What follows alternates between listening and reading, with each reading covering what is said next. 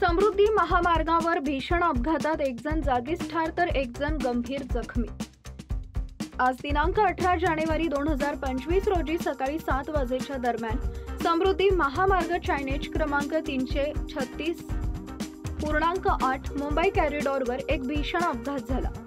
अपघात एवढा जोराचा होता की यामध्ये कारचा अक्षरशः चुराडा झाला व रस्त्यावर कारचे अलग अलग पार्ट विखुरले गेले।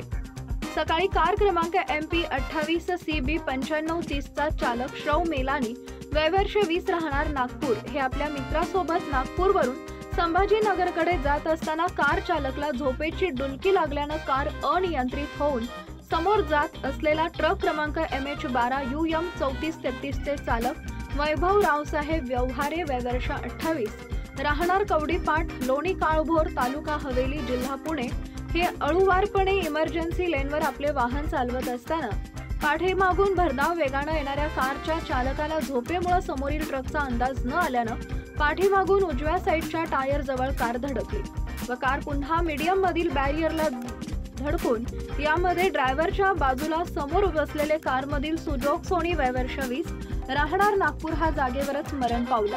सोबत असलेले आयुष जैन वयवर्ष 20 राहणार नागपूर हा गंभीर जखमी झाला व चालक किरकोळ जखमी झाला। त्यांना तात्काळ समृद्धी महामार्ग अँब्युलन्सचे डॉक्टर वैभव बोराडे, डॉक्टर यासिन शहा, चालक दिगंबर शिंदे व शैलेश दळवी यांनी जागेवर प्रथमोपचार करून पुढील उपचारकामी जालना इथं घेऊन गेले। तसेच समृद्धी महामार्ग QRV टीमचे कैलास आघाव, श्रीकृष्ण बच्चिरे, इंगोले, गोपाले, कराळे, अभिषेक काणेकर व पवार या सर्वांनी अथक प्रयत्न करून मृतक व जखमी यांना वाहनाच्या बाहेर काढले।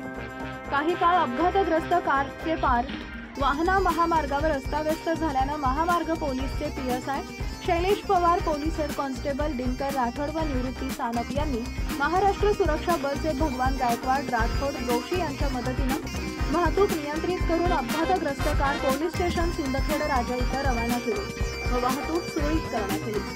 महामार्ग पोलीस मलकापूरचे प्रभारी अधिकारी संदीप इंगळे यांनी सर्व वाहनधारकांना आवाहन करत आहेत की महामार्गावर चालताना सर्व नियमांचे पालन करून व पुरेशी झोप घेऊनच वाहन चालवावे व अपघात टाळता येईल।